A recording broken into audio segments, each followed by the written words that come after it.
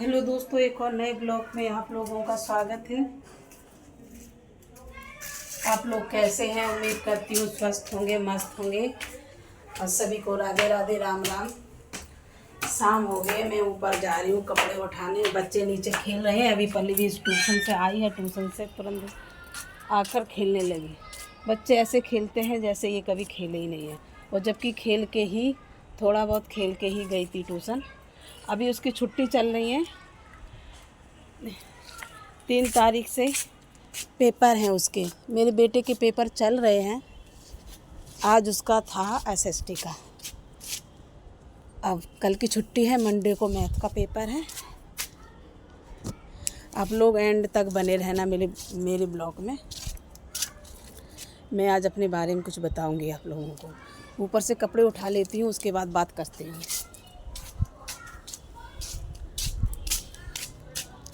क्योंकि शाम हो गई है, 6 बज गए। अभी अभी याद आया कि ऊपर अभी कपड़े भी पड़े हैं, तो कपड़े उठाने आ गई। और मैं आपको बता दूं, आज सुबह बहुत तेज़ बारिश हुई है। दिल्ली में बारिश हो गई है। और अभी तो गर्मी का मौसम हो गया था। अब 2-3 दिन से ठंडी दोबारा से होने लग गई। इतनी तेज़ ठंडी हो रही है, मैंने ठंडी के कपड़े सारे रख दिए थे और फिर से ठंडी लगने लग गई। बताओ, ये मौसम है। आप लोग अपने सेहत का ख्याल रखें, अपने शरीर का ख्याल रखें, अपने बच्चों का ख्याल रखें। क्योंकि कहीं गर्मी कहीं सर्दी होती है ना, तो ये बीमारी का मौसम होता है, क्योंकि बीमार पड़ सकते हैं बच्चे। अभी 2 दिन पहले इतनी गर्मी थी दोस्तों कि मन कर रहा था पंखा चालू कर लें। पसीना आते थे।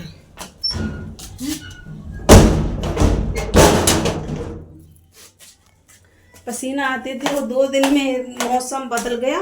बारिश हो गई है। बारिश होने के बाद ठंडी बढ़ गई। ठंडी ठंडी हवा भी चल रही है। लेकिन ठंडी अभी ज़्यादा पड़ी नहीं थी। अच्छा मौसम है, लेकिन एकदम गर्मी होने के बाद एकदम से बारिश होने लग जाए तो ये बीमारी का ही मौसम होता है। ऐसे भी मौसम में बच्चों को खांसी जुकाम, बड़ों को भी खांसी जुकाम, सर्दी लग सकती है, बुखार हो सकता है। अभी किचन में भी लाइट जला देती हूँ। शाम हो गई है, क्योंकि किचन में अभी बर्तन पड़े हैं, बर्तन धोऊंगी। पूरा दिन मैं लगी रहती हूँ। वीडियो बनाई थी, गाना गाए, होली गीत। अभी होली आने वाली है तो होली के गीत गा रही थी। एक बार बनती भी नहीं है। रूम में आ गई। पल्लवी आएगी, वही झाड़ू लगाएगी। मैं तब तक आपसे कुछ बात करती हूँ। ठंडी का मौसम हो गया, लेकिन मैंने स्वेटर नहीं पहना। मैंने कि ब्लॉग बना लेती हूँ, फिर साड़ी चेंज करती हूँ। साड़ी मेरे से पहनी नहीं जाती है फ्रेंड। सूट पहनती हूँ और हल्की साड़ी पहन लेती हूँ। हल्की साड़ी मुझे अच्छी लगती है और आराम भी होता है। हल्की साड़ी में आराम रहता है।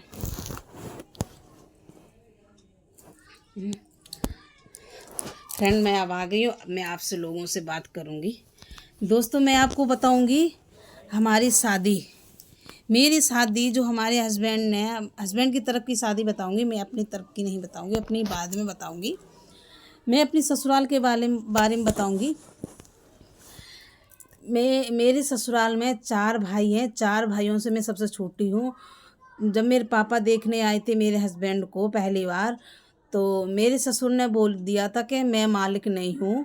मेरे जो दूसरे नंबर वाले जेठ हैं, सबसे बड़े जेठ हैं, तो उनको नहीं मालिक बनाया था। उनसे जो छोटे थे उनको मालिक बना दिया।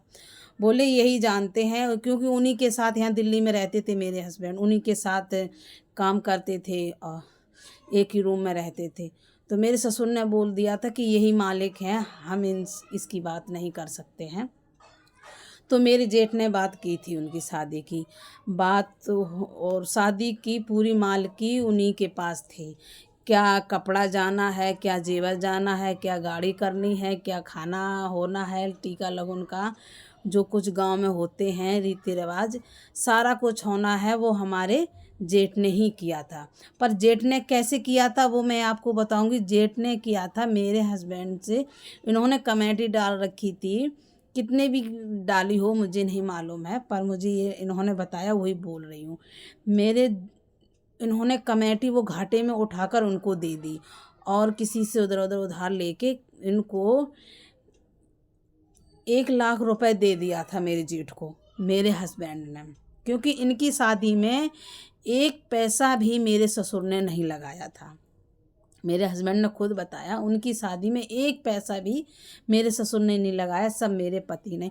और मेरे पति ने सारा पैसा अपने जेठ को दे दिया शादी के लिए। क्योंकि लड़का अपनी शादी में क्या क्या करेगा, तो भाई किसी की जिम्मेदारी तो होनी बनती है। और पिताजी ने तो बिल्कुल ही मना कर दिया। इसमें हाँ मालिक बनना था मेरे ससुर को, क्योंकि उनका बेटा था भाई। अब आपको क्या बताएं, आप बोलेंगे अपने जेठ की बुराई कर रही हैं, भाइयों की बुराई कर रही हैं। 4 भाई हों चाहे 2 भाई हों, भाई भाई अगर किसी के 100 घरों में जाओगे तो 100 घरों में आपको 10 ही घर मिलेंगे जहाँ भाई भाई के बारे में सोचता है। वरना ऐसे सोचते हैं कि ये भाई मुझे दे दे कमा कर, ये मुझे दे दे, इसका हम हिस्सा खा लें, उसका हम हिस्सा खा लें।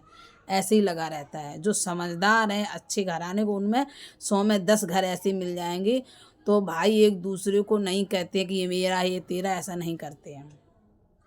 तो हमारे पति ने पूरा पैसा उनके हाथ में पकड़ा दिया कि आप भाई कर लेना, गाड़ी कर लेना, जेवर बनवाना है और टीका लगन में खर्चा होना है। ये कोई ज़्यादा मेरी खास शादी नहीं हुई थी। हम जैसे गरीब थे, गरीबी मेरे ससुराल वाले थे और नॉर्मल शादी हुई मेरी बिल्कुल नॉर्मल हुई शादी। और तो हमारे में क्या, मेरे पापा ने जो पैसा दिया था उसका मेरी जेठानी ने जेवर बनवा दिया। कानों के बनवाए, गले के बनवाया और पैरों के बनवा दिए। 3 चीज़ बनवा दी। 3 चीज़ के बाद जो इन्होंने पैसा दिया था, उन पैसे से उन्होंने गाड़ी की और मेरी साड़ियाँ खरीदी थी और टीका लगन का। लेकिन आप लोग कमेंट करके ये बताना, जैसे कि कोई भी भाई अपने भाई को मालिक बनाता है अपनी शादी का, या अपनी बेटी की शादी का, या अपनी बहन की शादी का, या अपने लड़के की शादी का, अगर किसी भाई को मालिक बना रहा तो उस भाई का कर्तव्य क्या बनता है कि जितना उन्होंने पैसा हमें दिया है, वो पैसा कहाँ कहाँ हम खर्च कर रहे हैं उसको हमें लिखना चाहिए। आप लोग कमेंट में बताना मैं गलत बोली हूँ वो भी बता देना। नहीं, ऐसा नहीं होता, भाई भाई नहीं लिख सकते। क्यों नहीं लिख सकते हैं? मेरे हस्बैंड ने पैसा उनको दिया, मालिक बनाया, तो मेरे जेठ का फर्ज बनता था कि आपकी इतने की गाड़ी हुई है, टीका लगन में इतना खर्च हुआ है, इतने की आपकी साड़ियाँ आई हैं, इतने की आपका श्रृंगार आया है, इतने के आपका छोटा मोटा खर्चा, हल्दी मिर्ची नमक सब कुछ, तेल सब कुछ लिखना चाहिए था। क्योंकि वो उन्होंने 1 रुपए नहीं लगाया था, हमारे आदमी ने कमा कर दिया था। और वो भी कमा कर भी थोड़ा बहुत दिया था और इधर उधर से उधार लेकर दिया था पैसा।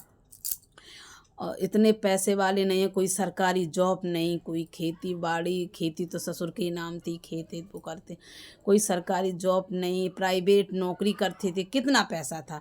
तो आप लोग कमेंट करिए। मेरे दिमाग में बात गूंज रही, जब हमसे बीती है ना तो हमें पता लगता है कि बताओ, आज मेरे पास पैसा होता तो आज हम ये कर लेते, वो कर लेते। लेकिन भाई, एक हम सबसे छोटे हैं, बड़ा भाई हो चाहे छोटा भाई हो, हम तो ये कहते हैं कोई भी अगर एक दूसरे के भाई का अगर हम कमाई खाएगा तो ऊपर वाला देखता है, वो निकलेगा ज़रूर एक ना दिन। इसीलिए किसी भाई को भी अपने भाई का हिस्सा नहीं खाना चाहिए, उसका कमाई भी नहीं लेनी चाहिए। अगर वो आपको ज़रूरत है तो उनसे मांग लो। भाई भाई भाई, हम ये नहीं कहते हैं भाई की ही मदद भाई करता है, भाई की मदद भाई करता है। एक दूसरे से लेन देन चलता है। अगर हमें ज़रूरत है तो हम अपने जेठ से मांग लेंगे कि भैया मुझे 10,000 की ज़रूरत है, मुझे दे दो। और उनको ज़रूरत होगी तो वो हमसे मांग लेंगे। लेकिन ये मतलब नहीं बनता है कि हमने आपको 50,000 रुपये दे दिए कि भैया हमारा ये काम कर देना, आपने वो मेरा काम कर दिया। अब मैं पूछूं, मेरा फ़र्ज़ बनता है कि भैया आपने ये काम किया, कितना खर्च हुआ, कितना बचा है, आप मुझे लिख कर बताओ कितना कहाँ खर्च हुआ। तो हम नहीं पूछेंगे तब भी उनको बताना चाहिए। हमें कोई देगा पैसा कि आप मेरा पैसा ले लो और हमारा कोई काम करके आ जाओ।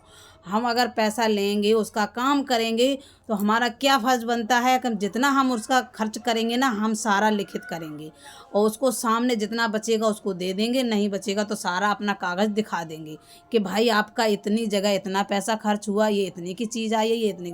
फ़र्ज़ बनता कि नहीं पड़ता। मेरे हस्बैंड ने वही शादी में जितना भी पैसा दिया, 1 लाख दिया हो, 1.5 लाख दिया हो या 80,000 दिया हो, कितना भी दिया हो, मेरे जेठ ने एक भी पैसा नहीं लिखा कि तुम्हारा पैसा इस जगह इतना खर्च हुआ है और आपका पूरा डिटेल ये है, आप देख लो, बाद में आप ये मत बोलना कि आपने मेरा पैसा खाया है या बचाया है।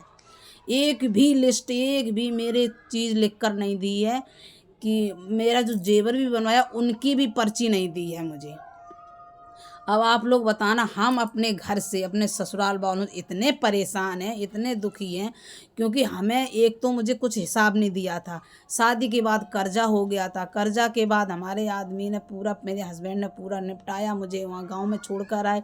गांव में भी जब निपट गया थोड़ा बहुत उधार, तब मुझे दिल्ली लाने की बात हुई है। वो तो मैंने आपको वीडियो में बता ही दिया था, पहली वीडियो में। मेरे जेठ ने मुझे दिल्ली लाने के लिए मना कर दिया था कि मेरे पास किराया नहीं है।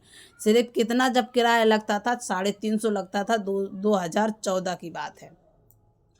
2014 में मैं आई थी दिल्ली, तब इतना किराया लगता था। अगर मैं अपने की किसी भी भाई हो, भाई के साथ ऐसा नहीं करना चाहिए। आप लोग कमेंट में बताना मैं अगर गलत बोली हूँ कि अगर मेरे हस्बैंड ने मेरे जेठ को मालिक बनाया था, पूरा पैसा उनको एक जगह पकड़ा दिया कि लो भाई आप ही मालिक हो। मेरे ससुर ने मना कर दिया तो उन्होंने उनको मालकी दे दी। पर उनका फ़र्ज़ बनता है कि आपका इतना पैसा इस जगह खर्च हुआ है, इतना इस जगह खर्च हुआ है, नहीं बचा तो भी बताते। और मतलब कुछ नहीं कहला, जब पूछा है तो क्या क्या बोले कि हाँ सब कुछ हो गया, सब कुछ हो गया, किसी का कहीं उधार नहीं है, जो तुमने उधार लिया हो वो तुम जानो, हर सारा हो गया। लेकिन एक भी पर्चा लिख कर मुझे नहीं दिया है कि तुम्हारा इतना इस जगह खर्च हुआ, ये पूरा तुम्हारा डिटेल है, आप ले लो।